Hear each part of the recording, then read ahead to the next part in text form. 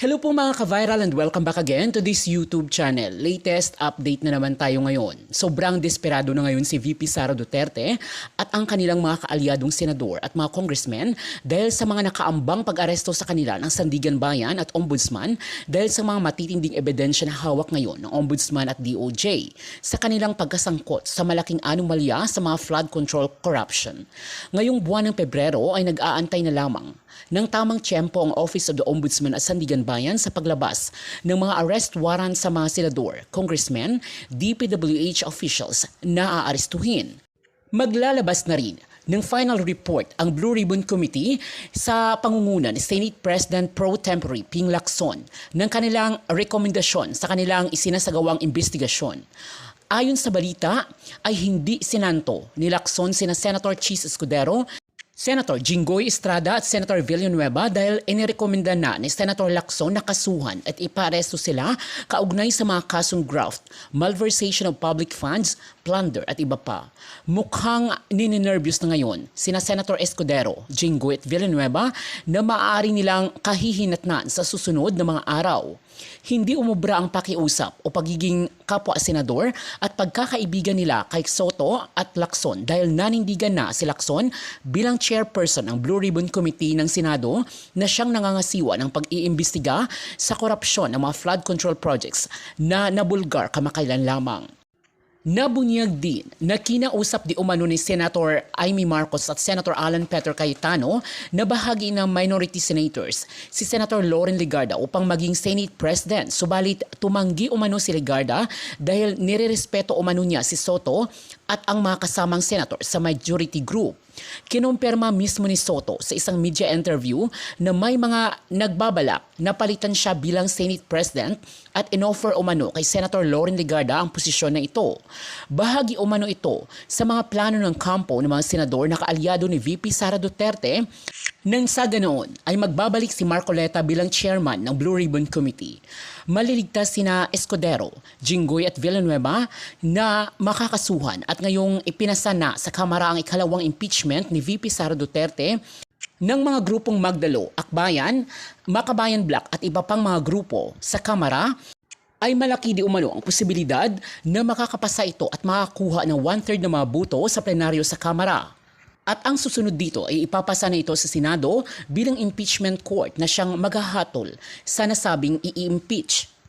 At kung kaalyado nila ang majority ng mga senador ay matutulad ang mangyayari sa ginawa ni Escudero sa impeachment ni VP Sara noong 19th Congress kung saan dinelay at hindi kaagad inaksyonan ng impeachment court hanggang dineklara ng Supreme Court na unconstitutional ang pagpasa ng impeachment na di umano'y nilabag ang 1-year bar rule ng Constitution.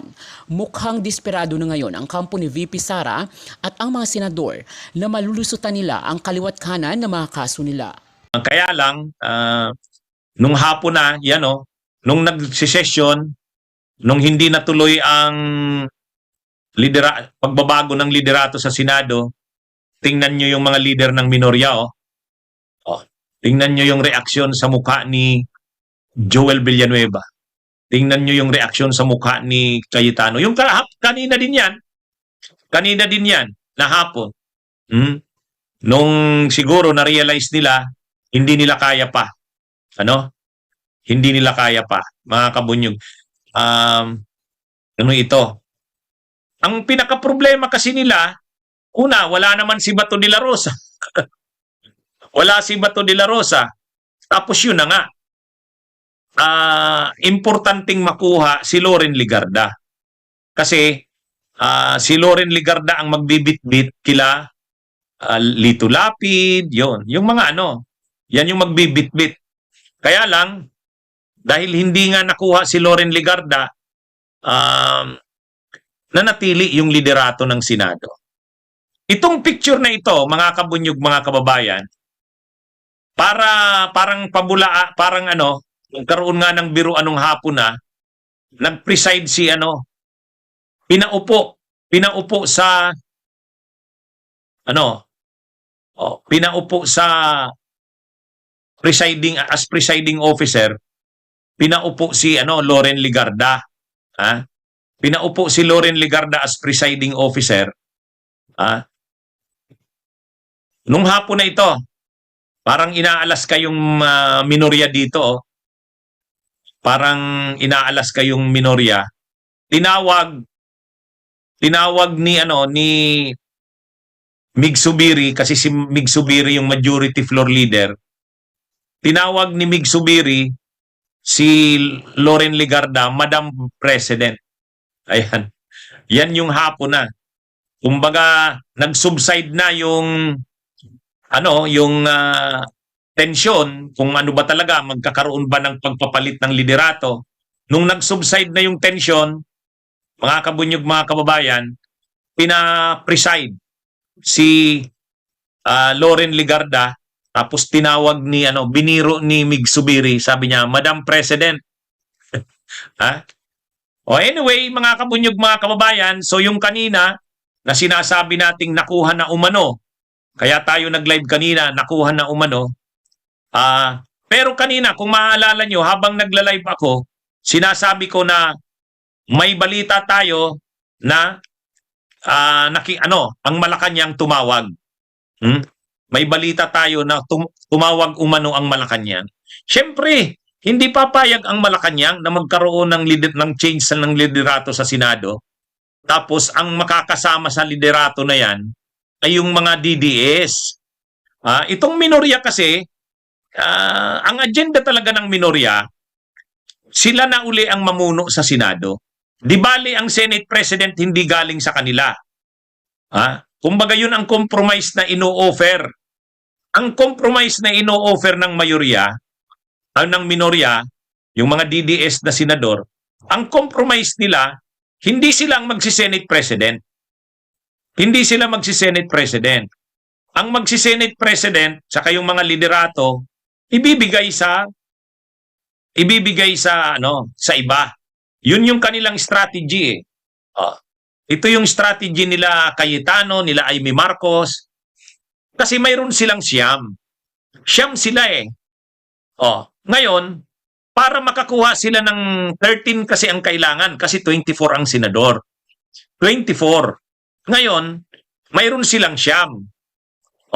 Ngayon, sa siyam na yan, mayroon silang siguradong tatlo na mapapabaliktad galing sa mayorya. Sino yan? Yung tatlo na yan. Siyempre si Pia, dahil kapatid yan ni Alan Peter. Susunod yan kay Alan Peter. Si Pia Cayetano. Tapos yung magkapatid na Bilyar. Yung magkapatid na Bilyar. So, dusi na sila. Ngayon, ang problema nila, wala si Bato de la Rosa. Wala si Bato eh. Kaya nga kanina may mga biro na, lilitaw yata si Bato para bumoto. Kasi kailangan nila ng numero. Mga kabunyog, mga kababayan.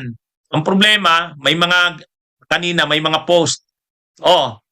Junbic, Secretary Junbic, pag lumabas si Bato, ilabas nyo na rin yung warrant of arrest ng ICC. May mga ganong biro kanina eh. So, hindi nagpakita si Bato. Hindi nagpakita si Bato kanina. Hindi natin alam kung may planong palabasin sana si Bato kanina. Pero dahil wala si Bato, kailangan nilang makakuha sa grupo nila Loren. Kaya kailangan nilang makuha si Loren Legarda. Si Loren Legarda, pwedeng mabitbit sila Lito Lapid. Pwede ring mabitbit sila Rapi Tulfo. Pwede ring mabitbit sila Mig Subiri. Kaya importante sa kanila si Loren. Ngayon, inoffer nila kay Loren yung Senate presidency. Di akala nila Cayetano sigurado na. Tapos kaya nga, yan na yung pag-post ni Malu Tiquia na the first female Senate President, history was made today. Kaya lang, syempre, gumalaw ang mayorya, yan na. Yan na yung nagkaisa uli yung mayorya, hindi malinaw na dyan na hindi sumama si Loren Legarda. Yan yung post ni Kiko Pangilinan. Kaya nag-resume ng session ang Senado, hindi na nagpakita yung minorya. Ang natira na lang mayorya, yan. Yan na yung pagbabalik ng session bago nag-adjourn. Ayan. So nagkabiruan na, biniro na pinag-preside si Loren, Tapos tinawag, biniro ni Migs na Madam President Ligarda. Yan, kanina yan. Pero mayroong mga balibalita na ito. Itong balibalita. Ha? Ayon sa Billionaire News Channel, Senate President Vicente Soto III and Senator Loren Ligarda have agreed to a term sharing arrangement after co-talks fizzled out. Oh, yan yung lumalabas na parang balita na ang paraan na ginawa ng mayorya para hindi matuloy ang Senate change o kudita kanina, inoffer kay Loren Ligarda na yung patapos na ng term kasi ano sila, itong patapos pa nilang term, ano na yan, ibibigay na kay Loren. Yan yung di umano yung napag-usapan, term sharing. Lalo pa yung yung post kasi ni Senador Kiko, kung mapansin natin, yung post kasi ni Senador Kiko, ang post ni Senador Kiko Pangilinan, ang nakalagay, power sharing. Ayan Kiko Pangilinan, hashtag power sharing. Pero sabi naman ni Senate President Soto, hindi totoo yon. Hindi daw totoo na nagkaroon ng usapan na magkaroon sila ng term sharing. Pero may mga senador na nagbanggit ng term sharing. May usapan daw ng term sharing. Si JB Ejercito, si Mig Subiri. Anyway, hindi natin alam. Posible naman talaga na yung pagtawag ng Malacanang, ang inoffer ng Malacanang, wag na munang magkaroon ng change ng liderato ngayon, manatili na mula si Senate President Soto.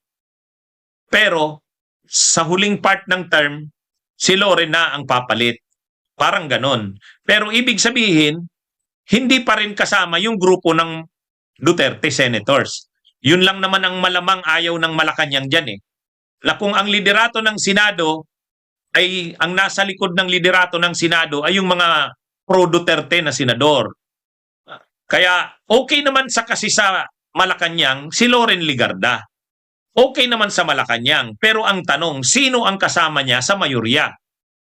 Kung ang kasama niya kasi sa mayorya ay sila Amy Marcos, sila Marcoleta, yung minority, hindi katanggap-tanggap sa Malacanang yon. Hindi katanggap-tanggap yon. Pero siyempre, kung ang Senate President ay si Loren, kasi magkakaroon ng term sharing, sa huling part na ng term, si Loren na ang Senate President. Pero kung ang kasama niya sa mayorya na nakasuporta sa kanya, ito pa rin, sila Soto, Lacson, Subiri, Win Gatchalian, Erwin Tulfo, okay yan sa Malacanang. Kaya parang dito mga kabunyog, mga kababayan, ang malinaw dito, una, talagang nagkaroon ng maniobra ang minorya. Talagang minaniobra nila na magkaroon sana ng pagpapalit ng liderato ng Senado. Malinaw yon na nakita natin kanina. Talagang gumalaw sila. Kaya lang ang malinaw din hindi nagtagumpay ang kanilang maniobra. Yan yung nangyari. Na-counter ng mayorya. Kung ano man ang ginawa ng mayorya, totoo ba na nagkasundo sa term sharing, hindi natin kumpirmado. Pero kanina, habang mainit yung issue na yan, dinidiscuss ko, may kausap ako na sabi ko, anong nangyayari? Bali-balita daw, tumawag ang Malacanang. Narinig ko rin yung isang reporter na nag-i-interview habang naglalakad si Senate President Soto. Napanood ko yung interview ng isang reporter. Ang tanong niya, tumawag daw po ang Malacanang. Siyempre, hindi naman kinumpirma ni Senate President Soto yun. Kasi kapag sinabi niyang oo, kapag sinabing tumawag ang Malacanang, siyempre lalabas niyan, hawak ng Malacanang ang Senado. Hindi naman siyempre nila aaminin yan. Pero alam naman natin, may interes ang Malacanang sa liderato ng Senado. Alam nga namang walang interes ang Malacanang dyan. Siyempre gusto nila ng leadership ng Senado na acceptable sa Malacanang. Hindi man siyempre ang Malacanang ang pipili ng Senate President o ng leadership ng Senado, pero hindi papayag ang Malacanang na makontrol ng ng oposisyon ang Senado. Lalo na kung ang nasa likod ng mga liderato ng Senado ay katulad na nila Amy, nila Marcoleta. Kasi palapit na ang 2028 elections. Hindi pwede na ang humahawak ng liderato ng Senado ay sila Marcoleta, sila Cayetano at sila Amy Marcos. Sila Bongo, sila Bato. Hindi pwede yun. Ang ginagawa kasing strategy nila, Cayetano, hindi sila yung hahawak ng liderato. Ibinibigay nila sa iba, tulad kay Loren. Pero ang totoo, sila ang magpapatakbo ng Senado. Hindi katanggap-tanggap yan sa Malacanang. Ay syempre, pag hindi tanggap sa Malacanang, mamumroblema ang Senado. Kailangan acceptable sa Malacanang. Ngayon, okay sa tingin ko sa Malacanang si Loren Legarda, pero dapat ang nasa likod niya yung mayoryang kasama niya ngayon. Kaya posible rin talaga yung term sharing. Posible rin yung term sharing. Ibig sabihin, anuhin na muna si Senate President Soto sa ngayon. Pagkatapos ng patapos na ang term, si Loren na. Pero ang magsusuporta pa rin kay Loren, sila Soto, sila Lacson, itong grupo ngayon na nakasuporta sa kanya. Sila Mig Subiri, sila Win Gatchalian. Ayan. Anyway, mga kabunyog, mga kababayan, si Loren Legarda kasi, ang problema lang naman ni Loren, yung sa anak niya eh. Hindi naman sangkot si Loren sa mga anomalya sa flood control eh. Wala siyang kasong pinoproblema sarili niya. Ang may problema talaga na malaki, sila Chis Escudero, sila Joel Villanueva, sila Estrada. Kasi talagang tinitindigan ni Senate President Pro Tempore Ping Lacson, talagang irerekomenda nila na kasuhan ang mga ito. Non-negotiable kay Senate President Pro Tempore Ping Lacson yun eh. Para sa kanya, yung kanilang rekomendasyon, sabi niya, papanindigan nila yon. Ano ba ang rekomendasyon? Ang rekomendasyon ay kasuhan si Chis Escudero, Joel Villanueva at Jingo Estrada. Kaya nga umaalma ang mga senador, lalo na yung minorya, bakit naman daw ganun ang rekomendasyon ng Blue Ribbon? Eh syempre, Senate Blue Ribbon yan. Bakit naman ire-recommendang kasuhan ang kapwa nila senador? Shout out kay Kilabot Gaming Ricafort. Anyway, mga kabunyog, mga kababayan, si Loren Legarda talaga kasi, hindi naman siya kasama doon sa grupo na yun ng minorya eh. Mas malapit siya sa grupo nila Mig Subiri, Soto, Lacson. Yun yung kanyang, malapit na Kaya lang, mukhang tungkol doon sa problema ng anak niya, baka naman napag-usapan na rin yon. Maraming concessions yan, mga kabunyog. Hindi yan aaminin kung ano man yung mga napag-usapan dyan. Siyempre sa kanila na lang yan. Nakialam ba ang Malacanang? Ano ang sinabi ng Malacanang? Hindi nila aaminin yan. Saka hindi naman yan ibubukas sa publiko. Kasi masisira yung imahe ng Senado. Na ang Senado pala ay ng Malacanang. Pero sino bang maniniwala na walang interes ang Malacanang sa leadership ng Senado? Papayag ba ang Malacanang na ang leadership ng Senado ay si Loren? Tapos ang nasa likod niya sila Amy Marcos? Triathlon was in my event when she was 3 years old. I have an event in memory of my son who passed away he passed away because he had a rare chromosomal disorder, but for many years I hosted a 12-hour event in his memory. It's called Gabriel Symphony. And she was the youngest participant at the age of 3. She swam with a kickboard and then biked in a trike and then ran. And so that is my connection with Kira and her family as I've seen her grow up. She ran my first Pinay in Action. She walked because she was 2 years old when she joined. But I'm so happy to see her living her dream and achieving her goals. Gilas Pilipinas. I was so proud to be able to witness their win. They secured their 20th championship in a hard-fought, emotional game. I should be showing you photos of both the men's and women's team as I had the honor of watching and cheering and pulling the hair of Chairman Pato because we sat beside each other. And these were back-to-back games. And then what we did in between the... Nauna yung women's, no? was the women's, no? The women's game, they won. And then we left to watch Yumir's game, and he also won. And then we went back to watch the men's game, and they won. So, ako siguro yung swerte sa kanila, sa presence ko. No, joke lang yon. They worked hard, they deserve it. I was honored to be able to watch this. So, speaking of Yumir, I got to watch him box. To be honest, I am not one to watch boxing. Natatakot ho ako na makita yung mga atleta natin na sumusugod at nakikipagbakbaka na alam ko may potential na masaktan sila. So, I don't really watch. Pero kasi pag yung mga players na natin, sabi ko, if they can show up to fight in the game, then I can show up to cheer. So I got to watch a couple of them, including Olympian Ira Villegas, who brought home the silver or bronze? Ira? Bronze? Bronze. And then yun nga, napanood ko si Yumir. Wow, what a show. I don't know how many of you know, but many of us were not happy with the officiating in Thailand. And despite the many amazing boxers that we have, many of them were practically sure wins. Unfortunately, they did not make it, but Yumir did. And Yumir, dear colleagues, is a 5-time gold medalist, winning a gold every time he joined the SEA Games since 2015. So what an honor to watch you, Yumir. This momentum of excellence continued as we look at the individual record breakers who stood out among the best in the region.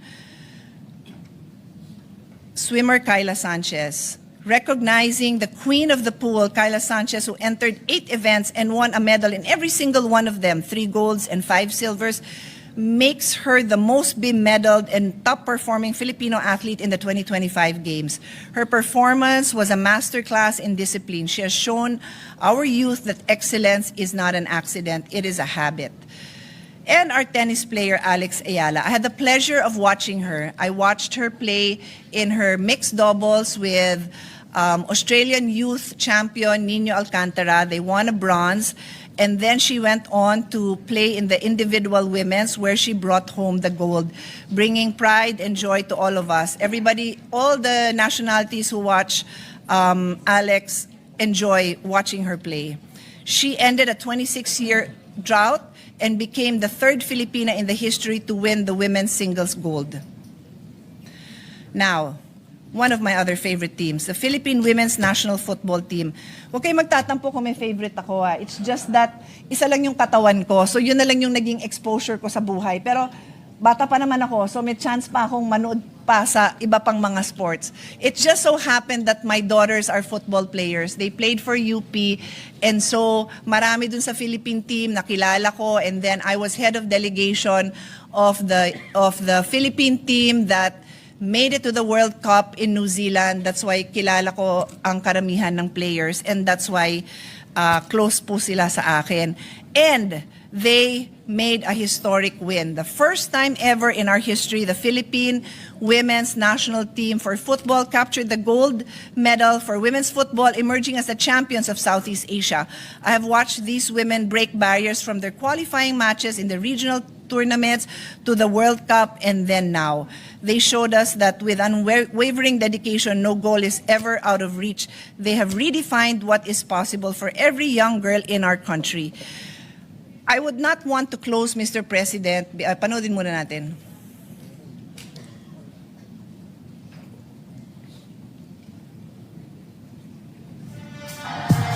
Did y'all boys not get the memo? I do not stay at the end. What's the move? Can I tell the truth? If I was doing this for you, then I have nothing left to prove. Nah, this for me though.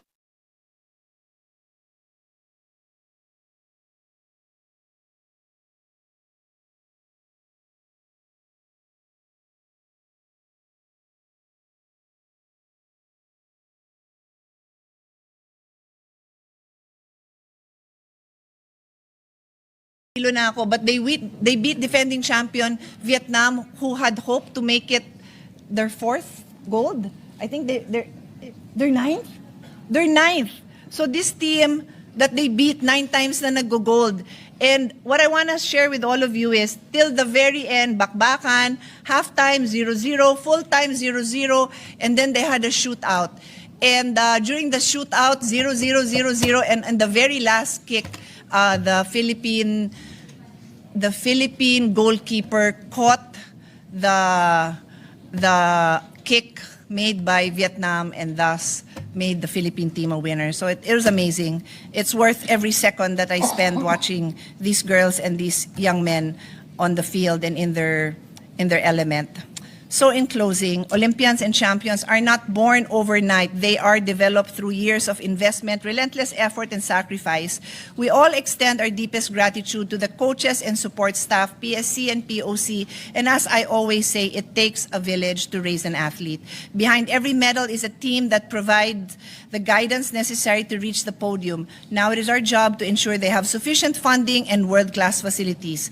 This representation has continuously advocated and remains committed to strengthen our grassroots programs, to find new talent, aid in their development, hone their skills until they become the elite professionals and future Olympians they want to be. Again, we congratulate our athletes for the pride and honor that they have brought to the Philippines. Thank you, Mr. President.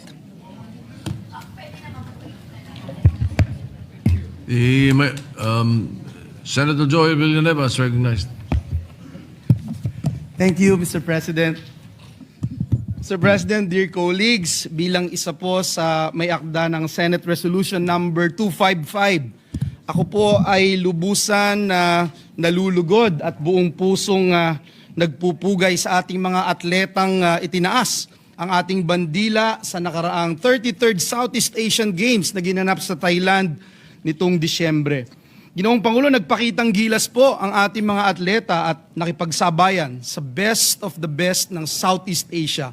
At dahil po dito, sila ay nag-uwi ng kabuuang 277 na medalya. 50 ginto, 73 na pilak, 154 na tanso. Mr. President, this is the largest overseas medal haul in the history of the Philippines. And at the SEA Games, Mr. President, a feat, Mr. President, that deserves the highest commendation. Please allow me to mention a few of our most remarkable triumphs in the 2025 regional meet. A record-setting 4-peat in the pole vault by fellow Tomasian, EJ Obiena. Outstanding performance by swimmer Kyla Sanchez, who was here last time, Mr. President, who represented the Philippines in the Games for the first time and secured 3 golds and 5 silvers. The Gilas Pilipinas, kung may favorite si Ate Senpia, ang favorite ko syempre yung basketball, yung Gilas Men's and Women's Pilipinas na pinanood po natin lahat ng laro. They defended and reclaimed their crowns. Congratulations. Si April, nakita ko kanina. Nandyan po sa gallery, Mr. President. Historic achievements in volleyball with the women's beach volleyball team composed of Cici Rondina, another fellow Tomasian, Mr. President, Bernadette Pons, Dij Rodriguez, and Sunny Villapando, claiming the nation's first ever gold in the event, and the men's volleyball squad earning a well-deserved bronze.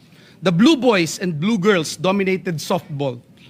Who can forget Alex Ayala ended a 26-year title drought in women's singles tennis. The men's baseball team struck gold for the 3rd straight time and 4th overall for the country. My fraternity brother, Yumir Marshall, claimed his 5th career SEA Games gold medal. We're proud of you, Brad. Our women's football team clinched our historic first ever gold in the regional meet. And of course, the raw inspiration shown by our youngest gold medalist, the 11-year-old skateboarder Mazel Alegado, whose victory reminds us that excellence knows no age.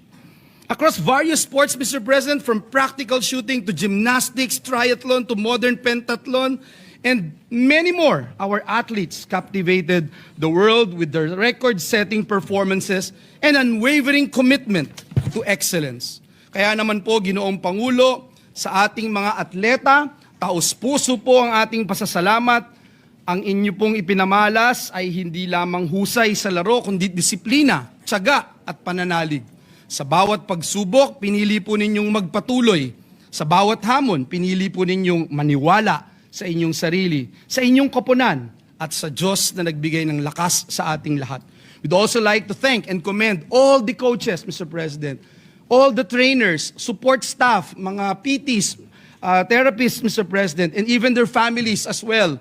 As the Philippine Olympic Committee, nais nating pasalamatan ang Philippine Sports Commission sa pangunguna ni Chairman Pato Gregorio, whose sacrifices and encouragement made these victories all the more possible. Muli, Ginoong Pangulo, saludo po kaming lahat sa inyo.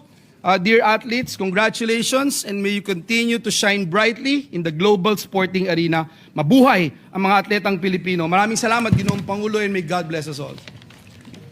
Thank you very much, Mr. President. Yes, Mr. President, Majority Leader.